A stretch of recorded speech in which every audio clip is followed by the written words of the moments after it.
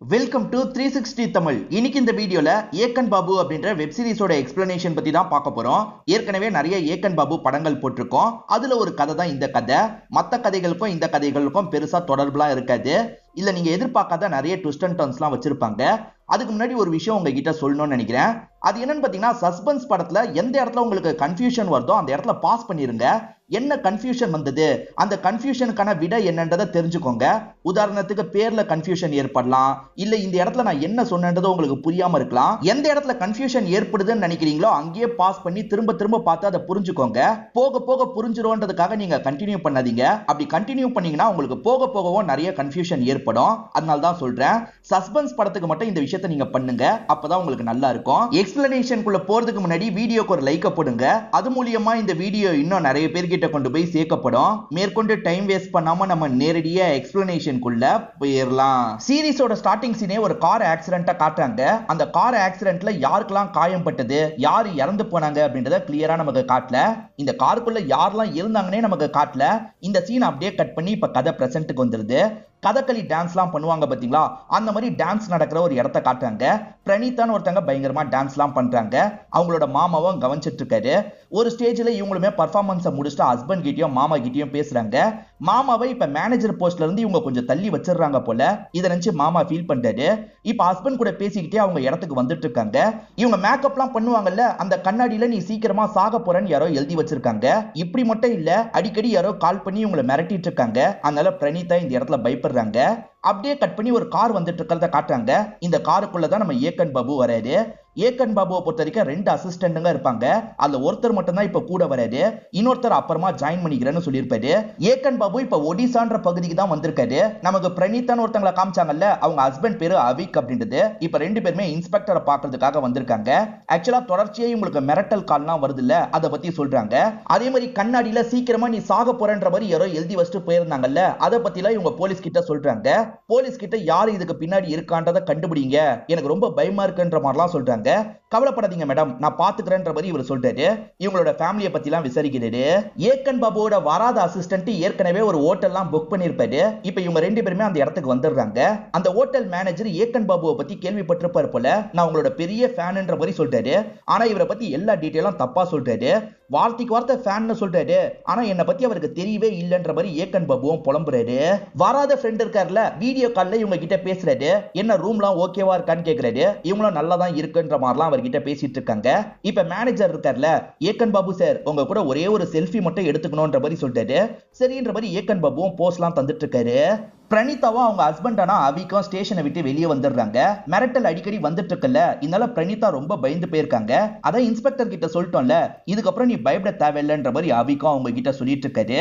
திரும்பி நமக்கு ஏக்கன் பாபுவை காட்டுறாங்க. ஏக்கன் பாபுக்கு தெரிஞ்ச அங்கிள் இந்த ஊர்ல தான் இருக்காரு போல. இப்ப இவர்கிட்ட பேச ஆரம்பிக்கிறாரு. அந்த அங்கிளை இதுக்கப்புறம் பெரியவர்னு சொல்றேன். இந்த பெரியவருக்கு ராஜத்துன்னு ஒரு ஃப்ரெண்ட் இருப்பாரு. அந்த ராஜத்துக்கு ஒரு பிரச்சனையா, அந்த பிரச்சனையில நீ ஹெல்ப் பண்ணா நல்லா இருக்கும்ன்ற மாதிரி பெரியவர் சொல்றாரு. ட்ரிப் அந்த இடத்துல எதுக்கு நான் ஹெல்ப் எல்லாம் பண்ணணும், அதெல்லாம் வேணான்னு சொல்றாரு. ஆனா பெரியவர் ரொம்ப வற்புறுத்தி கேட்கிறாரு. அப்படியே கட் பண்ணி நமக்கு பிரணீதாவை காட்டுறாங்க. பிரணீதாவும் அவிக்கும் கல்யாணம் பண்ணி 5 வருஷத்துக்கு மேல ஆயிடுச்சு. ஆனா 2 பேருக்குமே குழந்தை இல்ல. அந்த வருத்தம் 2 பேருக்குமே இருக்கு. அதை நினைச்சு பிரணீதா கொஞ்சம் சோகமா பேசிட்டு இருக்காங்க. அதெல்லாம் ஒண்ணு இல்லைன்ற மாதிரி இவருமே இந்த இடத்துல ஆறுதல்லாம் சொல்றாரு.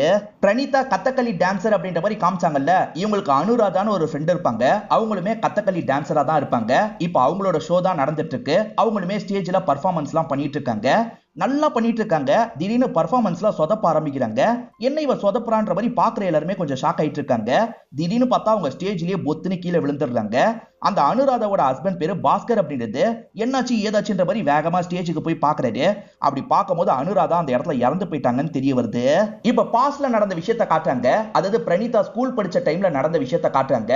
பிரணீதாவை பொறுத்த வரைக்கும் டான்சரா இருப்பாங்க, ஸ்போர்ட்ஸ்லயும் ஸ்ட்ராங்கா இருப்பாங்க, படிப்புலயும் ரொம்ப ஸ்ட்ராங்கா இருப்பாங்க. எல்லாரும் பிரணீதா மாதிரி இருக்கணும்ன்ற மாதிரி டீச்சர் பயங்கரமா புகழ்ந்துட்டு இருக்காங்க. இதெல்லாம் ஒரு பொண்ணுக்கு பிடிக்கல. அந்த பொண்ணு கோவப்பட்டு இருக்க மாதிரி காட்டுறாங்க.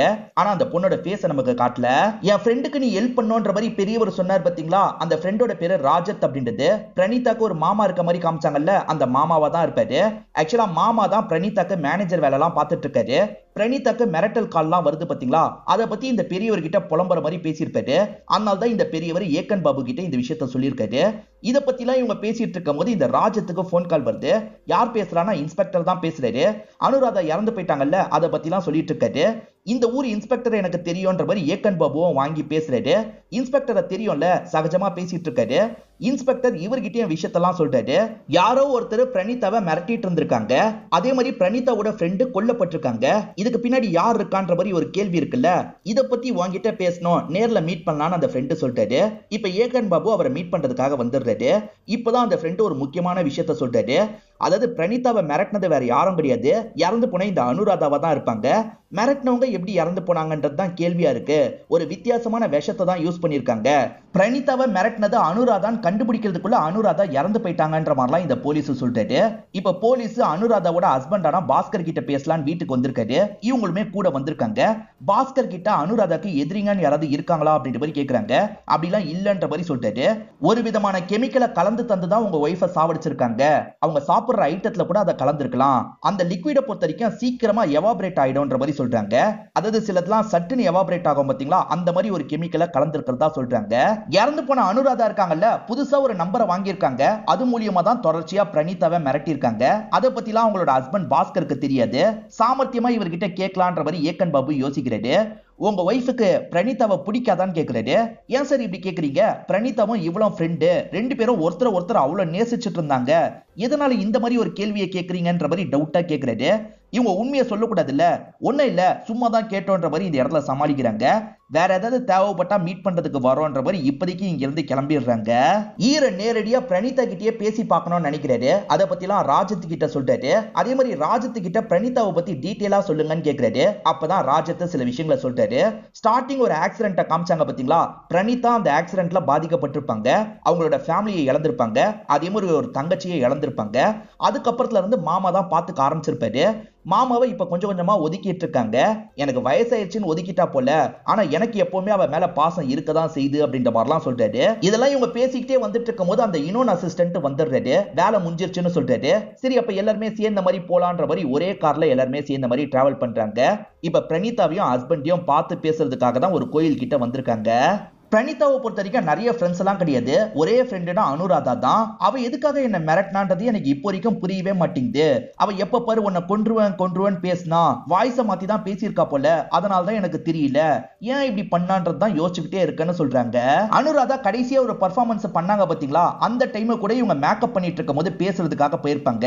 அப்ப கூட ரொம்ப நார்மலா தான் இவங்க கிட்ட பேசியிருப்பா. ஆனா எதுக்காக போன்ல மட்டும் மிரட்டுற மாதிரி பேசுறான்றது எனக்கு புரியலன்ற மாதிரிலாம் ஹீரோ கிட்ட சொல்லிட்டு இருக்காங்க. பிரணீதா பேசிக்கிட்டே இருக்கும்போது பயங்கரமா இருமல்லாம் வந்துட்டு இருக்கு. ஹஸ்பண்ட் இருக்கார்ல, இன்ஹேலர்லாம் எடுத்து தந்துட்டு இருக்காரு. இவங்களுக்கு கொஞ்சம் அலர்ஜி ப்ராப்ளம் இருக்குன்ற மாதிரி ஹஸ்பண்ட் சொல்லிட்டாரு. இவங்க கிட்ட பேசினது வரைக்கும் போதும்ன்ற மாதிரி ஹீரோ யோசிக்கிறாரு. கவலைப்படாதீங்க சார், இன்ஸ்பெக்டர் ரொம்ப திறமையானவர், இதுக்கு பின்னாடி யார் இருக்கான்றதை அவர் கண்டுபிடிச்சுருவாரு, நீங்க ஃப்ரீயா விடுங்கன்ற மாதிரிலாம் சொல்லிட்டு இங்க இருந்து நடக்க ஆரம்பிக்கிறாரு. இப்ப இவரோட அங்கிள் கிட்ட பேசுறாரு, அதாவது அந்த பெரியவர் கிட்ட பேசுறாரு. உங்களுக்கு பிரணீதா அனுராதாவை பத்தி என்ன தெரியும்ன்ற மாதிரி கேக்குறாரு.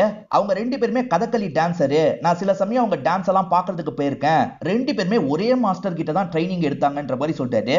அந்த மாஸ்டர் கிட்ட பேசி ஏதாவது தெரிஞ்சுக்கலாம் அப்படின்ற மாதிரி ஹீரோவும் யோசிக்கிறாரு. அந்த மாஸ்டருக்கு கால் போட்டு தாங்கன்னு கேக்குறாரு. இந்த பெரியவரும் கால் போட்டு தந்துடுறாரு. ஆனா மாஸ்டர் பேசல. மாஸ்டருக்கு ஒரு பொண்ணு இருப்பாங்க, அவங்க பேரு ட்ரீனா அப்படின்றது. அந்த ட்ரீனா தான் பேசுறாங்க. அப்பா இல்லையான்ற மாதிரி கேக்குறாரு.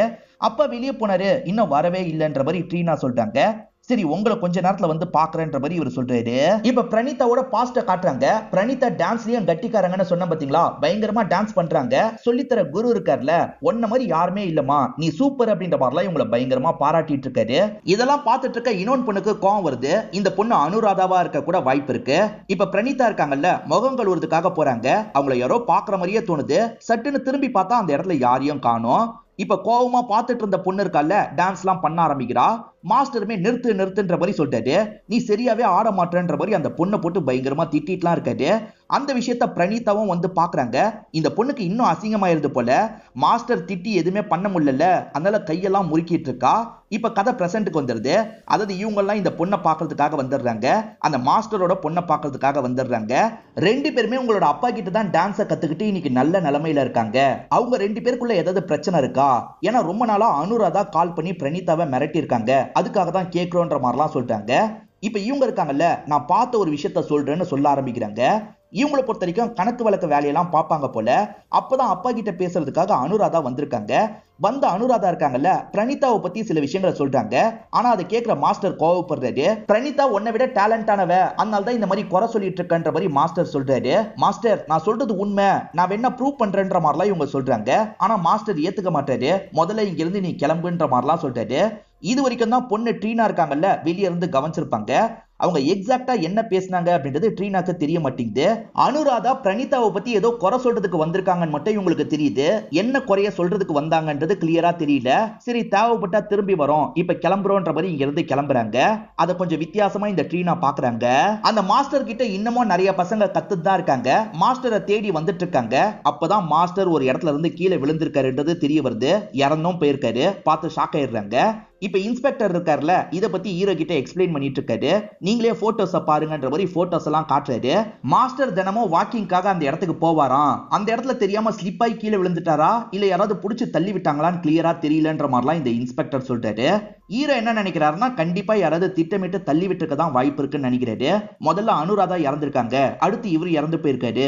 இந்த கொலைகள் இதோட நிக்கும் நான் நினைக்கல, வேற ஏதாவது நடக்க கூட வாய்ப்பு இருக்கு. அந்த கெமிக்கலை பத்தி இன்னும் டீடைலா விசாரின்ற மாதிரிலாம் இன்ஸ்பெக்டர் கிட்ட சொல்றாரு. அதே மாதிரி இந்த கேஸ்ல சம்பந்தப்பட்ட எல்லாரோட டவர் ரேஞ்சையும் செக் பண்ணி பாரு. இந்த மாஸ்டர் விழுந்ததுக்கு பக்கத்துல யாராவது இருந்திருக்காங்களான்னு பாருன்ற மாதிரி சொல்றாரு. இன்ஸ்பெக்டரும் சரின்ற மாதிரிலாம் இந்த இடத்துல ஏத்துக்கிறாரு. இப்ப இவங்க இருக்காங்கல்ல, இவங்க இருக்கிற இடத்துக்கு கிளம்பலான்னு கிளம்புறாங்க. பார்த்தா இவங்களுக்காக அந்த ராஜத்து வெயிட் பண்ணிட்டு இருக்காரு. ராஜத்து ஒரு முக்கியமான விஷயத்த சொல்றாரு. ஆக்சுவலா பிரணீதா இருக்காங்கல்ல, அவங்களோட சொந்தக்கார பையனான அவிக கல்யாணம் பண்ணிருக்காங்க. ஆனா ஒரு டைம் பாஸ்கர் இருக்காருல, இந்த பிரணீதாவை கல்யாணம் பண்ணிக்கணும்னு ஆசைலாம் பட்டிருப்பாரு. அது அனுராதாவோட ஹஸ்பண்ட் ஆசைப்பட்டிருப்பாரு. அதை பத்தி எல்லாம் இவர் சொல்றாரு. அனுராதா இறந்து போனதுல ஹஸ்பண்டான பாஸ்கருக்கே சம்பந்தம் இருக்குமான்ற மாதிரி ஹீரோவும் லைட்டா யோசிக்கிறாரு. ட்ரீனான்னு ஒருத்தங்களை காமிச்சாங்க பாத்தீங்களா, அவங்க என்ன பண்றாங்கன்னா இப்ப பிரணீதாக்கு கால் பண்ணி பேசுறாங்க. அனுராதா அப்பாவை பார்த்து பேசினாங்க பாத்தீங்களா, அதை பத்திலாம் சொல்றாங்க. என்ன பேசினாங்கன்றது கிளியரா எனக்கு தெரியல, ஆனா உங்களை பத்தி ஏதோ கம்ப்ளைண்ட் மாதிரி சொன்னாங்க. அப்பா அந்த விஷயத்த நம்பவே கிடையாது, என்ன நடந்ததுன்னு தெரியல, அதான் உங்ககிட்ட சொல்லலாம் நினைச்சேன்ற மாதிரிலாம் சொல்றாங்க. அதுக்கு பிரணீதா இருக்காங்கல்ல, அனுராதா என்கிட்ட நல்லா தான் பேசினா, என்கிட்டயே ஏதாவது பிரச்சனையை சொல்லியிருந்தா நானே பேசி எல்லாத்தையும் அவளுக்கு புரிய வச்சிருப்பேன். அவளுக்கு ஸ்டார்டிங்ல இருந்தே என் மேல லைட்டா பொறாம இருக்கதான் செஞ்சது, அதை மனசுல வச்சுதான் இப்படி பேசியிருக்கா போலன்ற மாதிரிலாம் சொல்றாங்க. அப்படி கூட இருக்கலாம், என்கிட்ட அந்த ஏக்கன் பாபு வந்து விசாரிச்சுட்டு போனாருன்ற மாதிரிலாம் ட்ரீனா சொல்றாங்க. இப்படி பேசிட்டு இருக்கும்போது அவிக்கு இந்த இடத்துக்கு வந்துடுறாரு. போன்ல யாருன்னு கேக்குறாரு. இவங்களுமே ட்ரீனான்ற மாதிரி சொல்றாங்க. இவங்க ரெண்டு பேருக்குமே ரொம்ப வருஷமா குழந்தை இல்லைன்னு சொன்ன பாத்தீங்களா, டாக்டர் ஃபுல் பாடி செக்அப் எடுத்துக்கோங்கன்ற மாதிரி சொல்லியிருப்பாரு. இவங்க ரெண்டு பேருமே அந்த செக்அப் எல்லாம் கொடுத்துட்டு வந்திருப்பாங்க. அதுக்கான ரிசல்ட் உங்களுக்கு போஸ்டா வீட்டுக்கே வந்துருது. அந்த போஸ்ட பாக்குற இவர் இருக்காருல, பிரிச்சு அதை பார்த்துட்டு இருக்காரு. அதுல என்ன பாக்குறாரு அப்படின்றத கிளியரா நமக்கு காட்ட மாட்டாங்க. எல்லாரோட டவர் ரேஞ்சையும் செக் பண்ணுங்கன்னு ஹீரோ சொன்னார்ல, இன்ஸ்பெக்டர் செக் பண்ணிருப்பாரு. அந்த மாஸ்டர் இறந்து போனார் பாத்தீங்களா, அந்த இடத்துல ராஜத்தோட டவர் ரேஞ்ச் மட்டும் தான் காமிக்கும். ஒருவேளை ராஜத் இதை பண்ணிருக்க வாய்ப்பு இருக்கான்ற மாதிரிலாம் யோசிக்கிறாங்க. அதே மாதிரி ஹீரோ இருக்காரு பாத்தீங்களா, அந்த ட்ரீனாக்கு கால் பண்றாரு. அன்னைக்கு சொல்லும் போது ட்ரீனா சில விஷயங்களை மறைச்சுதான் நினைச்சிருப்பாரு. ஏன்னா அவங்க கொஞ்சம் திருன்னு முழிச்சுக்கிட்டே தான் பேசியிருப்பாங்க. ட்ரீனா, நீங்க இன்னும் சில விஷயங்களை மறைக்கிறீங்கன்னு நினைக்கிறேன், உங்ககிட்ட பேசணும், இந்த நாள் நம்ம மீட் பண்ணலான்ற மாதிரி சொல்றாரு. இப்ப பாஸ்ட்ல நடந்த விஷயத்த காட்டுறாங்க. ஆக்சுவலா பிரணீதா ஃபேமிலிக்கே ஆக்சிடென்ட் ஆயிருக்கும். அப்பா அம்மா ஸ்பாட்லயே இறந்து போயிடுவாங்க. தங்கச்சி மட்டும் உயிருக்கு போராடிட்டு இருந்திருப்பா. அந்த தங்கச்சியும் ஒரு ஸ்டேஜ்ல இறந்து போயிடுறா போல. டாக்டர்ஸ் இருக்காங்கல்ல, மாமாவான ராஜத்தை உள்ள கூப்பிடுறாங்க. தங்கச்சியை காப்பாத்த முடியல, அக்கா மட்டும் தான் உயிரோட இருக்கான்னு சொல்றாங்க. கதை பிரசன்ட்டுக்கு வந்துருது. அனுராதாவோட ஹஸ்பண்ட் பேரு பாஸ்கர்னு சொன்னா பாத்தீங்களா, இந்த பாஸ்கருக்கு பிரணீதா மேல ஒரு கண்ணு இருக்குல்ல, அதனால இவரை சந்தேகப்படுற மாதிரி கேள்வி கேட்கிறாங்க. ஆனா நான் எதுவுமே பண்ணலன்னு சொல்றாரு. ஒரு விஷயத்தையும் சொல்ல ஆரம்பிக்கிறாரு. இவர் லேப்டாப்ல வேலை பார்த்துட்டு இருக்காரு. அப்ப இவரோட ஒய்ஃபும் பிரணீதாவும் எதையோ பத்தி ஆர்கியூலாம் பண்ணிட்டு இருக்காங்க. கொஞ்சம் காரசாரமா அந்த ஆர்கியூமெண்ட் போயிட்டு இருக்கு. அதோட சவுண்ட் லைட்டா இவரோட காதுல கேட்டுட்டு இருக்கு. என்ன சண்டை போடுற மாதிரி இருக்குன்ற மாதிரி இவருமே அந்த இடத்துக்கு வந்துடுறாரு. உங்க ரெண்டு பேருக்குள்ள என்ன பிரச்சனைன்ற மாதிரி கேக்குறாரு. பிரச்சனையா? அதெல்லாம் ஒண்ணும் கிடையாது, சாதாரணமா தான் பேசிட்டு இருந்தோன்ற மாதிரி சொல்றாங்க. பிரணீதா இருக்காங்கல்ல, சரி அனுராதா அப்புறமா பாப்போம், நான் கிளம்புறேன்ற மாதிரி இந்த இடத்தை விட்டு கிளம்பி போயிடுறாங்க. சட்டுன்னு கிளம்பி போயிட்டதுனால இவருக்கு இன்னும் டவுட் ஆகுது. உங்க ரெண்டு பேருக்குள்ள ஏதாவது பிரச்சனையான்ற மாதிரி கேக்குறாரு. அதெல்லாம் ஒண்ணே இல்லைங்க, அவளுக்கு குழந்தை இல்லல்ல, அதை பத்தி கொஞ்சம் விரக்தியா பேசிட்டு இருந்தா, அதனால தான் அட்வைஸ் பண்ற மாதிரி நான் பதில் சொன்னேன்ற மாதிரிலாம் இவங்க சொல்றாங்க. ஆனா ரெண்டு பேருமே ஏதோ மறைக்கிறாங்கன்னு மட்டும் இவருக்கு தெரிஞ்சிருக்கும். அப்படி ரெண்டு பேர் என்ன பேசியிருப்பாங்கன்னு ஹீரோவும் யோசிக்கிறாரு. இன்னைக்கு நைட்டு பிரணீதாவோட ஷோ இருக்கும், அவங்க கிட்ட கேட்கறதுக்காக ஷோவை பார்க்க போலான்னு யோசிக்கிறாரு. அவங்களோட ஷோ நடந்துட்டு இருக்கு, இவரும் பார்க்கறதுக்காக உட்காந்துட்டு இருக்காரு. அவங்க வித்தியாசமா ரியாக்ஷன் கொடுக்குறாங்கல்ல, அவங்களுக்கு ஏதோ நடக்க போது போலன்ற மாதிரிலாம் ஹீரோ ரொம்ப பயந்துட்டு இருக்காரு. இந்த டான்ஸ்ல அப்படிதான் ரியாக்ஷன் வைப்பாங்கன்னு அசிஸ்டன்ட் சொல்றாரு. ஒரு ஸ்டேஜ்ல அவங்க நல்லபடியா ப்ரோக்ராம்லாம் முடிச்சிடுறாங்க. இப்ப இவங்க வீட்டுல வச்சு பேசுறதுக்காக வந்துடுறாங்க. அவங்க மேக்கப்பை கலைச்சிட்டு இருக்கிறதுனால ஹஸ்பண்ட் அவிக் தான் இவங்க கிட்ட பேசுறாரு. இவங்களுக்கு வேண்டிய எல்லா விஷயத்தையும் தந்துட்டுலாம் இருக்காரு. மேக்கப் ஹெவியா போட்டு ஆடுவாங்கல்ல, சுடு தண்ணியில தான் அதை கலைக்க முடியும், கலஸ்ட் வர லேட் ஆயிடுச்சுன்ற மாதிரிலாம் பிரணீதா சொல்றாங்க. அதெல்லாம் இருக்கட்டும் மேடம், நீங்க ஒரு நாள் அனுராதா வீட்டுக்கு போயிருக்கீங்க, ரெண்டு பேருமே எதையோ பத்தி தீவிரமா பேசியிருக்கீங்க, எதை பத்தி நீங்க பேசுனீங்கன்ற மாதிரிலாம் கேக்குறாரு. சார், அனுராதா எப்பவுமே என்னோட டான்ஸ்ல குறை கண்டுபிடிச்சுக்கிட்டே இருப்பா, அதை பத்தி சொன்னோன்னே எனக்கு கோவம் வந்துருச்சு, நானும் பதிலுக்கு பேசினேன், சின்ன ஆர்குமெண்ட் தான் எங்களுக்குள்ள ஏற்பட்டதுன்ற மாதிரிலாம் சொல்லிட்டு இருக்காங்க. இவங்க எப்பவுமே கிரீன் டீ தான் குடிப்பாங்க. இப்ப மாமாவும் கிரீன் டீ கொண்டு வந்து தராரு. இவங்களுமே எடுத்து குடிக்க ஆரம்பிக்கிறாங்க. அதை குடிச்சோன்னே இவங்களுக்கு இருமல் பயங்கரமா வந்துருது. ஹஸ்பண்டுமே இந்த இன்கேலர்ன்ற மாதிரி தராரு. இன்கேலர்லாம் எடுக்கிறாங்க. இருந்தாலுமே இவங்களோட இருமல் நிக்கிற மாதிரியே தெரியல, ரொம்ப ஹெவியா இரும்புறாங்க.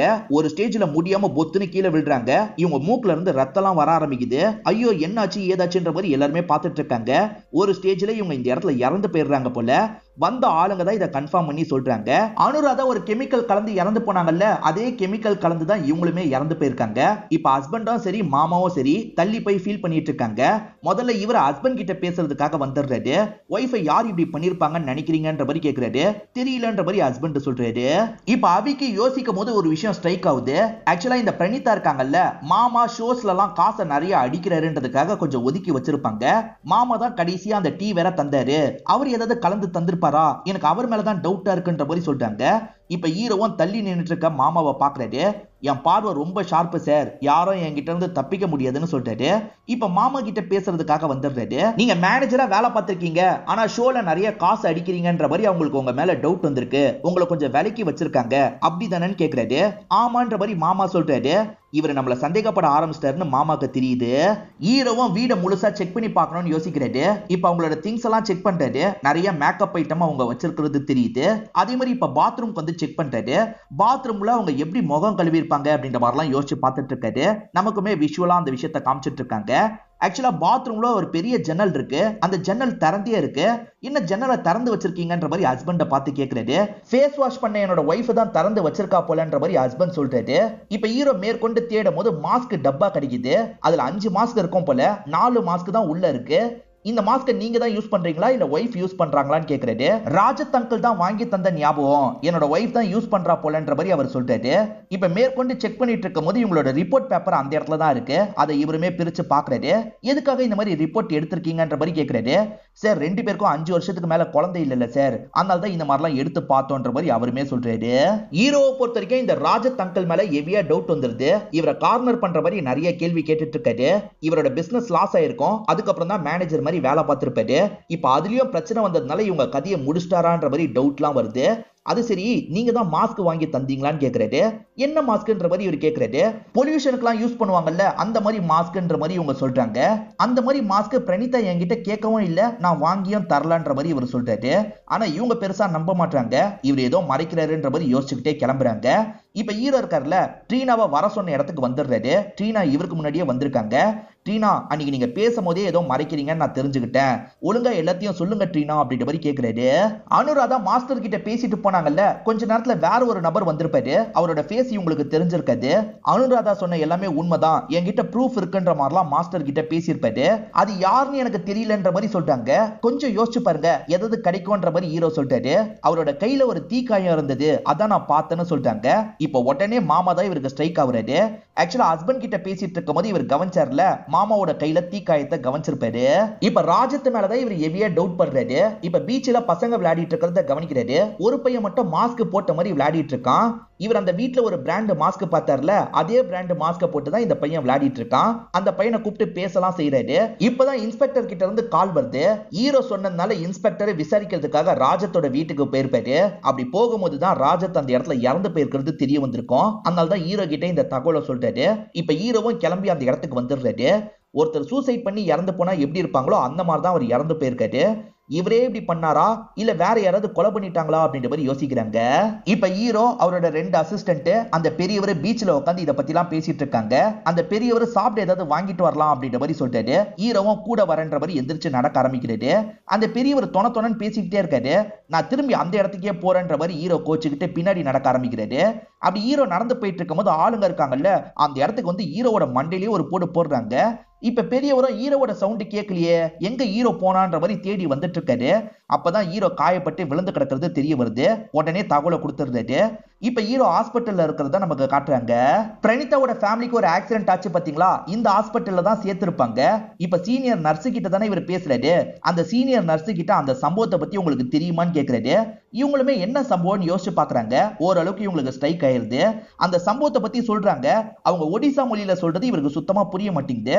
அவங்க சொல்ற சில வார்த்தையை மட்டும் இவர் நோட் பண்ணிக்கிறாரு. இவரோட ஃப்ரெண்டுக்கு நல்லா தெரியும்ல. இப்ப உடனே ஃப்ரெண்டுக்கு கால் பண்றாரு. இந்த வார்த்தைக்கு என்ன அர்த்தம்னு கேக்குறாரு. அவங்க 2 பேருமே ட்வின்ஸ்னு அர்த்தம்ன்ற மாதிரி சொல்றாரு. அப்ப பிரணீதாவும் இறந்து போன தங்கச்சியும் ட்வின்ஸ் அப்படின்றத ஹீரோ புரிஞ்சுக்கிறாரு. அதுக்கான ரெக்கார்டை நம்ம எடுக்கணும்ன்ற மாதிரிலாம் நினைக்கிறாரு. ரெக்கார்ட் ரூம்ல இருக்கவர் நல்லா தூங்கிட்டு இருக்காரு. அதனால இவருமே திருட்டுத்தனமா உள்ள நுழைஞ்சு ரெக்கார்டை எடுக்கலாம் நினைக்கிறாரு. கோரான ஒரு சீரிஸ் இருக்கு, அதுல ஒரு டிடெக்டிவ் கேரக்டர் வருவாரு. அவருமே வேற எதையோ தேடிட்டு இருக்காரு. இவங்க 2 பேருமே இந்த இடத்துல மீட் பண்ணிக்கிற மாதிரி நமக்கு காட்டுறாங்க. உனக்கு வேண்டியதை நீ எடுத்துக்கோ, எனக்கு வேண்டியதை நான் எடுத்துக்கிறேன்னு பேசிக்கிறாங்க. ஹீரோ ரெக்கார்டை தேடி போனாரு பாத்தீங்களா, அதை பத்தி இவரோட ஆளுங்க கிட்ட சொல்ல மாட்டாரு. மேற்கொண்டு நான் இந்த கேஸை விசாரிக்க கூடாதுன்றதுக்காக யாரோ திட்டமிட்டு இப்படி பண்ணிருக்காங்கன்ற மாதிரி சொல்றாரு. இன்னைக்கு ஒரு டான்ஸ் ஃபங்க்ஷன் நடக்கிற மாதிரி பிளான் இருக்கும், அந்த இடத்துல மீட் பண்ணலாம்ன்ற மாதிரி சொல்லிடுறாரு. எல்லாருமே அந்த இடத்துக்கு வந்துடுறாங்க. ஆனா ஹீரோவை மட்டும் ரீச் பண்ண முடியல. ஹீரோ இங்க தானே வரேன்னு சொன்னாரு, எங்க போனாருன்ற மாதிரி ஒவ்வொரு இடமா தேடிட்டு இருக்காங்க. அப்படி தேடி வந்துட்டு இருக்கும் போது மேக்கப் பண்ற ரூம்ல அவர் மேக்கப் தான் பண்ணிட்டு இருக்காரு. ஏக்கன் பாபு, நீங்க எதுக்காக மேக்கப்லாம் பண்ணிட்டு இருக்கீங்கன்ற மாதிரி இவங்க கேக்குறாங்க. இப்ப மேக்கப் பண்ணவர் டான்ஸ்லாம் பண்ணிட்டு இருக்காரு. அந்த டான்ஸ் பண்ணிட்டு இருக்கும் போது அவருக்கு லைட்டா மயக்கம் வருது போல, பொத்துன்னு கீழே விழுந்துடுறாரு. ஏக்கன் பாபு உங்களுக்கு என்ன ஆச்சுன்ற மாதிரிலாம் பக்கத்துல வந்து எல்லாருமே பார்த்துட்டு இருக்காங்க. ஆக்சுவலா இவர் கீழே விழுந்த மாதிரி நடிக்க தான் செஞ்சிருப்பாரு. இப்ப சட்டுன்னு எந்திரிச்சிடுறாரு. இல்ல, இந்த இடத்துல இருந்து அனலைஸ் பண்ணா ஏதாவது கிடைக்கும்ன்றதுக்காக தான் இந்த இடத்துக்கு வந்தேன், இந்த கெட்டப்க்கு மாறினன்ற மாதிரிலாம் இவங்க கிட்ட சொல்லிட்டு இருக்காரு. அப்ப ஏக்கன் பாபுக்கு ஏதோ பொறி தட்டிருச்சு அப்படிதானன்ற மாதிரி இன்ஸ்பெக்டர் கேக்குறாரு. ஏக்கன் பாபு ஆமான்ற மாதிரி சொல்றாரு. இந்த கேஸ்ல சம்பந்தப்பட்ட எல்லாரையும் ஒரே இடத்துக்கு வர சொல்லுங்கன்னு சொல்றாரு. இப்ப எல்லாரையுமே பீச்சுக்கு பக்கத்துல இருக்க ஒரு இடத்துக்கு வர சொல்லிடுறாங்க. இப்ப ஹீரோ எல்லாரையும் பார்த்த மாதிரி பேச ஆரம்பிக்கிறாரு. நான் நல்லா அனலைஸ் பண்ணி பார்த்தேன், இப்படி நடந்திருக்க வாய்ப்பு இருக்குன்னு எனக்கு ஒரு ஸ்டோரி வந்திருக்கு, அதை சொல்றேன்ற மாதிரி இவங்க கிட்ட சொல்ல ஆரம்பிக்கிறாரு. டீச்சர் பிரணீதாவை பாராட்டுற மாதிரி காமிச்சாங்க பாத்தீங்களா, அப்படி பாராட்டிட்டு இருக்கும் போது வேற ஒரு பொண்ணு கோவப்படுற மாதிரி காமிச்சிருப்பாங்க. அது அனுராதான்ற மாதிரி நம்மள நம்ப வச்சிருப்பாங்க. கோவப்பட்டது அனுராதா கிடையாது, பிரணீதாவோட தங்கச்சி. அவ பேரு சோமிதா அப்படின்றது. அந்த சோமிதா தான் பயங்கரமா டென்ஷன்லாம் ஆயிருப்பா. அதே மாதிரி பிரணீதா ஃபேஸ் வாஷ் பண்ணிட்டு இருக்கும் போது யாரோ எட்டி பார்த்த மாதிரி காமிச்சாங்க பாத்தீங்களா, அவளோட தங்கச்சி சோமிதா தான் எட்டி பார்த்திருப்பா. மாஸ்டர் இவளை மட்டும் பாராட்டுறாரு அப்படின்ற மாதிரி கோவமா தான் பார்த்திருப்பா. அதுக்கப்புறம் தான் இவ டான்ஸ் பண்ணிருப்பா. மாஸ்டர் என்ன டான்ஸ் பண்ற, நல்லாவே இல்ல, உன்னோட அக்காவை பார்த்து கத்துக்கோன்ற மாதிரிலாம் சொல்லியிருப்பாரு. அந்த நேரம் பிரணீதாவும் இந்த விஷயத்தை வந்து பார்த்திருப்பாங்க. அக்கா முன்னாடி மாஸ்டர் திட்டாரே அப்படின்ற மாதிரி இவளுக்கு ரொம்ப அசிங்கமா போயிருது.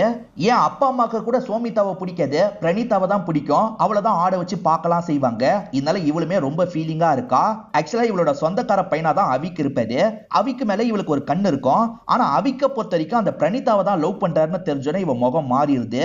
எல்லாருக்குமே பிரணீதாவை தான் பிடிச்சிருக்கு, ஏன் நம்மளை எல்லாருமே வெறுத்து ஒதுக்குறாங்கன்ற மாதிரி சோமிதாக்கு ஒரு கோவம் வருது.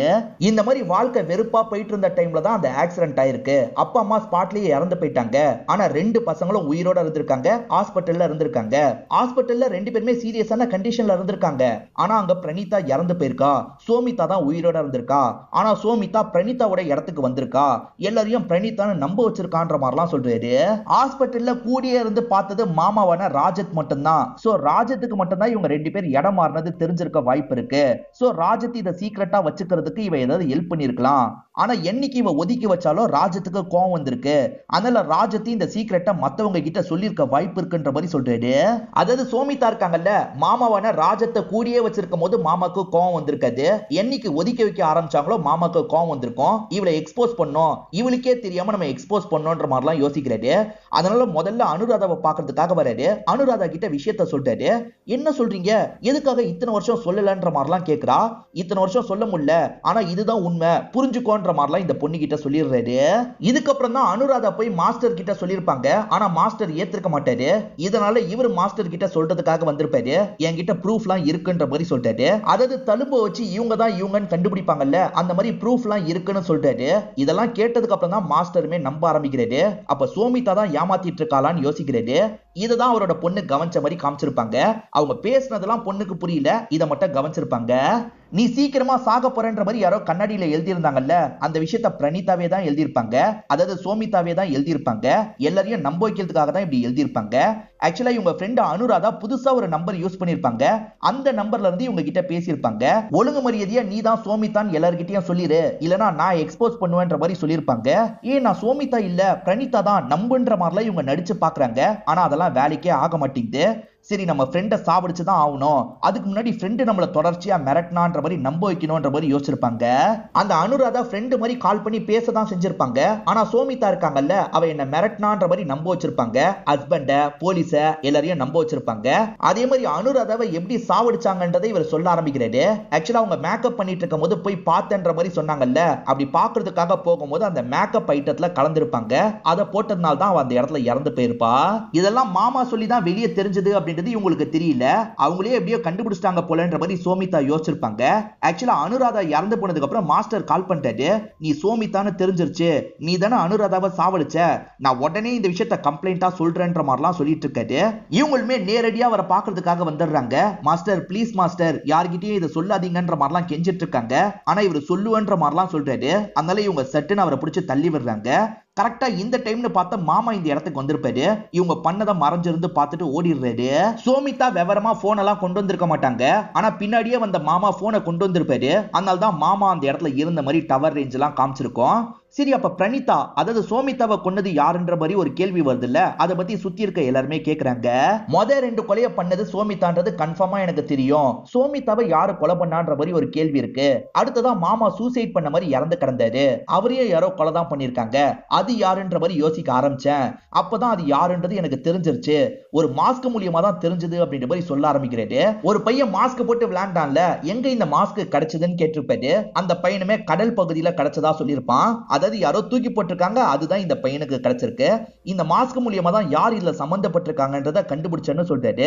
அசிஸ்டன்ட் ஒருத்தர் இருக்காருல, மாமா தானே இந்த விஷயத்த பண்ணாருன்ற மாதிரி கேக்குறாரு. ஆக்சுவலா அவங்க மேக்கப்லாம் கலைக்கிறதுக்காக வீட்டுக்கு வந்தாங்க. மாமா தான் அதுக்கப்புறம் டீயை கொண்டு வந்து தந்திருப்பாரு. அந்த டீல கூட மாமா கலந்து தந்திருக்கலாம். கலக்கும் போது இவரு சுவாசிக்க கூடாதுன்றதுக்காக மாஸ்கை யூஸ் பண்ணிருக்கலாம்னு நினைக்கிறாங்க. ஹீரோ என்ன சொல்றாருன்னா, கலக்கும் போது இவங்க சுவாசிக்க கூடாதுன்றதுக்காக தான் மாஸ்கை யூஸ் பண்ணிருக்காங்க. ஆனா யூஸ் பண்ணது மாமா கிடையாது, வேற ஒருத்தருன்ற மாதிரி சொல்றாரு. இப்ப அவிக்கு பக்கத்துல வராது. நீங்க தான் இந்த விஷயத்த பண்ணீங்கன்னு சொல்றாரு. ஆனா அவிக்கு நாலாம் பண்ணலன்ற மாதிரி சொல்லிட்டு இருக்காரு. இப்ப ஹீரோ அவிக்கு எப்படி பண்ணாருன்றதையே சொல்றாரு.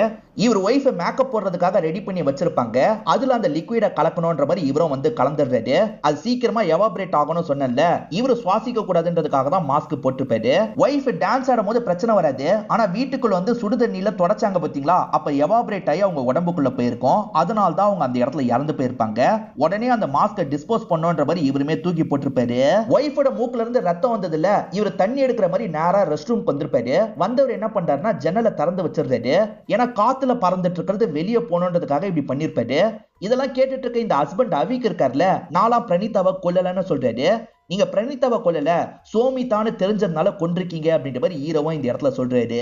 கண்டிப்பா இறந்து போனது சோமிதா தானா, எதை வச்சு நீங்க கன்ஃபார்மா சொல்றீங்கன்ற மாதிரி இவரோட அசிஸ்டன்ட்ங்க கேக்குறாங்க.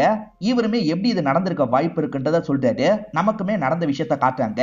ஆக்சுவலா 2 பேருமே சீரியஸான கண்டிஷன்ல இருக்காங்க. அப்ப சோமிதா கண்முழிக்கிறாங்க. பக்கத்துல இருக்க பிரணீதாவை பார்க்க போறாங்க. பிரணீதா அசைவே இல்லாம இருக்கா, இறந்து போயிட்டா. சரி அவ இடத்துக்கு நம்ம போயிடலான்ற மாதிரிலாம் யோசிச்சுட்டு இருக்காங்க. இப்படி யோசிச்சு அதை பண்ணலாம்னு நினைக்கிறதுக்குள்ள மாமா இந்த இடத்துக்கு வந்து இந்த விஷயத்த பாத்துடுறாரு. மாமா கிட்ட இவங்களும் கெஞ்சுறாங்க. பிரணீதா அவளே தான் இறந்து போயிட்டா, அவ அடையாளம் எனக்கு தேவைப்படுது, பிளீஸ் எனக்கு ஹெல்ப் பண்ணுங்கன்ற மாதிரிலாம் ரொம்ப கெஞ்சி கேட்கிறா. சரி ஹெல்ப் பண்ணலான்ற மாதிரி இவருமே மாறிக்கோன்ற மாதிரி சொல்றாரு. பிரணீதா இல்ல சோமிதா நீங்க எப்படி கண்டுபிடிச்சீங்க, அதே மாதிரி அந்த அவிக் எப்படி கண்டுபிடிச்சாரு, அவி கிட்ட மாமா தான் சொன்னாரா அப்படின்ற மாதிரி ஆளுங்க கேக்குறாங்க. இல்ல நான் எப்படி கண்டுபிடிச்சனோ அதே மாதிரி தான் அவிக்கும் கண்டுபிடிச்சிருக்காருன்னு ஹீரோ விஷயத்த சொல்றாரு. குழந்தை இல்லன்றதுக்காக ஃபுல் ஸ்கேன் எடுத்தாங்க பாத்தீங்களா, அந்த ரிப்போர்ட்டை வீட்ல வச்சு ஹீரோ பார்த்திருப்பாரு. அதே மாதிரி ஹாஸ்பிட்டல்ல இருக்க ரெக்கார்டை பார்த்திருப்பாரு. அதுலயுமே ஃபுல் ஸ்கேன் ரிப்போர்ட் இருக்கும். அதுல பிரணீதாக்கு தைராய்டு ப்ராப்ளம் இருக்கிறதா வந்திருக்கும். ஆனா வீட்ல இவர் பார்த்ததுல தைராய்டு ப்ராப்ளம் இல்லன்னு வந்திருக்கும். சோ வீட்ல இருக்கிறது பிரணீதா இல்ல சோமிதான்றதை இவர் புரிஞ்சுக்க ஆரம்பிச்சிருப்பாரு. அதே மாதிரி தான் ஹஸ்பண்டும் புரிஞ்சுக்கிட்டாருன்றதை நமக்கு காட்டுறாங்க. ஆக்சுவலா ரிப்போர்ட் வந்தது ஹஸ்பண்ட் பார்த்தார்ல, அதை பார்க்கும்போது தைராய்டு ப்ராப்ளம் எப்படி இல்லாம போச்சு. சோ நம்ம கூட ஒய்ஃபா இருக்கிறது பிரணீதா கிடையாது, அவளோட தங்கச்சி சோமிதா அப்படின்றத புரிஞ்சிருப்பாரு. அதனால தான் கோவம் வந்திருக்கும், கொலை பண்ணணும்னு முடிவு பண்ணிருப்பாரு. அனுராதாவை கொலை பண்றதுக்கு ஒரு லிக்விடை யூஸ் பண்ணாங்கல்ல, அந்த லிக்விடை வீட்ல தான் வச்சிருப்பாங்க. அதை இவர் கண்டுபிடிச்சிருப்பாரு. அதை வச்சு இவரோட ஒய்ஃபான சோமிதாவோட கதையை முடிச்சிருப்பாரு. அதுல எப்படியாவது மாமாவை மாட்ட வைக்கணும்ன்றதுக்காக மாமா கதையை முடிச்சிருப்பாரு. அவர் கில்ட்னால சூசைட் பண்ண மாதிரி எல்லாரையும் நம்ப வைக்கலாம் நினைச்சிருப்பாரு. ஹீரோ தான் எல்லாத்தையும் கண்டுபிடிச்சிட்டாரு. இப்ப அந்த அவிக்கை எக்ஸ்போஸ் பண்ணிடுறாரு. இதுக்கப்புறம் என்னோட வேலை முடிஞ்சிருச்சுன்ற மாதிரி அங்க இருந்து நடக்க ஆரம்பிக்கிறாரு. இதோடயே இந்த சீரிஸோட கதையை முடிச்சிடுறாங்க. கண்டிப்பா இந்த கதை உங்களுக்கு பிடிச்சிருக்கும் நம்புறேன். இந்த வீடியோ உங்களுக்கு பிடிச்சிருந்ததுன்னா லைக் பண்ணுங்க, கமெண்ட் பண்ணுங்க, மறக்காம 360 தமிழ் சேனலை சப்ஸ்கிரைப் பண்ணுங்க. தொடர்ச்சியா இந்த மாதிரி வீடியோக்கள் வந்துகிட்டே தான் இருக்கும்.